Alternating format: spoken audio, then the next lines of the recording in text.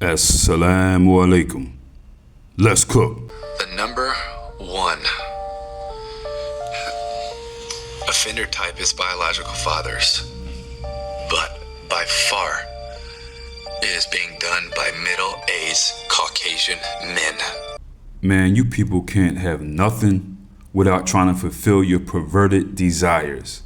Boy Scouts of America, created by American white men, took a good thing or something that's supposed to be positive and destroyed it as usual like everything else.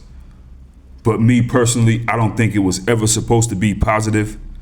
You know, they exposed the scandal, and this exposed scandal proved what these white American men always wanted to be, always wanted to do. This is one of the largest institutional child sexual abuse scandals in U.S. history, all balled up in something that's supposed to be good. Boy Scouts of America. It got so bad that Boy Scouts of America had to file bankruptcy and establish a multi-billion-dollar compensation trust for survivors.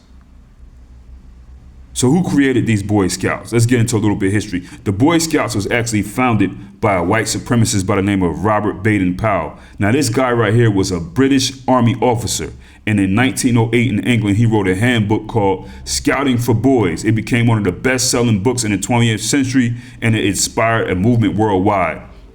Now this guy's background, Robert Baden-Powell, he was born in London. He served as a British military officer. Now he became a national hero during what was called the Siege of Mafeking in the Second Boer War in South Africa. He started Boy Scouts because he noticed that young soldiers lacked basic survival and outdoor skills, so that's why he created Boy Scouts. So basically the man who created Boy Scouts, he was a British soldier in South Africa fighting against the Dutch over South African resources. Two white armies, two white countries battling over who has the right to steal resources from Africans. I mean, global white supremacy, Satanism.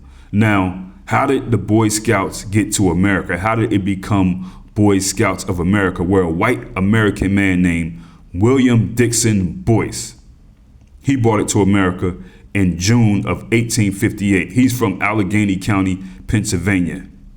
Now, this dude is a Chicago businessman. He eventually became a successful businessman in Chicago, and he was inspired because he got lost on a trip in London fog one time, and he was helped by an English Boy Scout. And when he tried to tip the boy refused the tip. He said, "A scout does not accept payment for doing a good deed." He loved it so much that he brought that to America, and he had the means to. He was a businessman. Now, a little bit more about this guy. He did have a wife, and some of his fortune came from a newspaper or a publication called the Saturday Blade. Now, when he initially started the Boy Scouts, this organization had to accept all boys regardless of race or creed. It was getting pretty popular. The KKK heard about it, so they applied pressure on him. They said, nah, not no any race or creed, no N-words allowed. And in the year 1920, William Dixon Boyce gave in to this Ku Klux Klan pressure. He felt it would be in the best interest of the Boy Scouts of America to no longer allow black boys in the organization. And around that time, their magazine slogan changed from a Real Boys magazine to the White Boys magazine. That's what they changed their magazine name to, the White Boys magazine. So look, this Boy Scouts organization already includes two things that white men hold high on their table of priorities: being a racist and also having access to little boys. It's in everything. And here's the thing with this guy, William Dixon Boyce. The newspaper publication that he put out, this was before he created the Boy Scouts magazine, okay? It was called the Saturday Blade. The Saturday Blade, that's a red flag.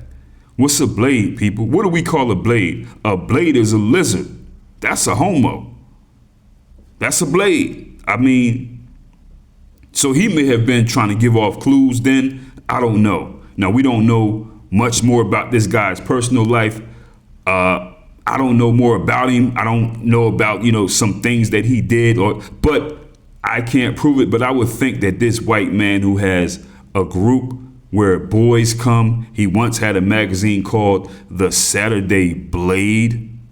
Come on, man. Anyway, time goes on. Boy Scouts is being presented as something positive. People want their boys in this to learn survival, etc., outdoor activities, to have fun. And basically in the early 1900s and continuing for decades after that, thousands of boys reported being sexually abused by scout leaders, assistant scout masters, volunteers, and other adults connected to local scout troops. Now, this abuse, it would often occur during camping trips, overnight outings, summer camps, and other scout activities. Now, some pedos use their trust placed in these scout leaders to isolate and groom children, okay? They know that these children trusted them. They were pedos first, scout leaders second. So in numerous cases, this abuse was never reported to law enforcement, especially in the earlier decades. Now, when the Boy Scouts of America found out, some of these accused leaders were removed quietly, while others were just able to continue working with children elsewhere. One of the most significant revelations involved in the internal records that the Boy Scouts of America have is a list, and it's called Ineligible Volunteers Files, often called the Perversion Files. So these files documented adults who had already been accused of sexually abusing Boy Scouts or engaging in inappropriate conduct. They had an entire file, people. This is real. Perverts. So there you go. They already have an Epstein list right here. This is nothing new. These lists, let's keep going. Now, when this situation with Boy Scouts of America finally hit the courts revealed that this organization maintained these records and this perversion file for decades. They were intended to prevent some individuals from returning to being a Boy Scout leader, but they did not share these files with law enforcement to get these people arrested, prosecuted, put in a wood chipper like we would do, or anything for hurting children. And all these men who were on his list were able to move to other youth organizations and communities and continue to do what they wanted to do. So the Boy Scouts of America filed for Chapter 11 bankruptcy in the year 2020. And there was a deadline set for survivors to submit claims. More than 82,000 abuse claims were filed in these bankruptcy proceedings, making it one of the largest child sexual abuse cases ever handled in U.S. courts. In 2020, the Boy Scouts of America filed for bankruptcy to resolve all these lawsuits. The result at the end, a $2.46 billion settlement, which was approved in 2022 to compensate survivors. And the courts have allowed the settlement process to continue. These payments are still being made to thousands of survivors. So if you're one of them, go ahead and get you a bag out of that, whatever it may be. You know what I'm saying? If you were ever part of the boy, if you ever put that hat on, I don't care if you ain't somebody touched you, man. They was looking at you. Get your bag of money out of this. You know what I mean? You know what I mean. Even if you don't even remember one of these people putting their hand on you, get your bag of money. Okay, now, this abuse that these children went through, people again, summer camps, weekend camping trips, hiking expeditions, one-on-one mentoring, that's what they call it, you know what I mean? So Boy Scouts of America is still around. What they did was they tried to rebrand. They rebranded it. So it's still operating today, but now it's just called Scouting America. The Boy Scouts of America rebranded to Scouting of America about a year ago, 2025. Okay?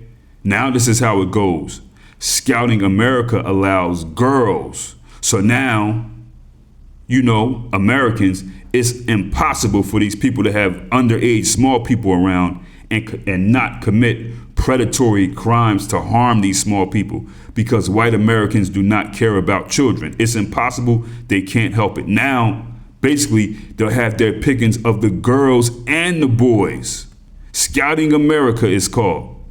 You know what I mean? So that's what it is, people. Listen, I don't need to see any of you white supremacists or you Negro pen shine bones saying, well, it's all people, it's black people too. Black people know our people. We know we have predators amongst us. You know what I mean? We don't got to hear that you benefited from the Boy Scouts. They taught me how to tie a super duper knot and all this other stupid stuff. Look, man, I'm not saying that somebody can't benefit from these programs that were created by racists and pedos. I'm not saying that, but I'm saying the bottom line is the bottom line. And your life ain't the narrative. And come to think of it, you may have been getting played too, because I can tell how confused a lot of these Negroes are. I'm not saying you the listener, but a lot of them, you know what I mean? Probably listening, whatever. I can tell by how confused a lot of these Negroes are as a 35, 40, 50-year-old adult, that something definitely probably happened to you around white people when you were 12, 11. I mean, I could tell by your mind at 35 plus up to 70. So if you still thinking this a certain way at this age, come on, when you were 11, they probably had you in cabins and tents playing Twister, you know, with your drawers on, all kind of stuff. And you just saying, oh, it's just fun. These people don't know nothing. Anyway, people, who created Boy Scouts of America? White people. Who made it a racist organization? White people. Who's responsible for the biggest sexual abuse case second in U.S. history? White people. Who violated so many kids that they had to file bankruptcy? White people. Who allow all those white men who were on the offenders Boy Scouts list go free, no jail time, so they can go to other organizations and harm more children? White people. Easy.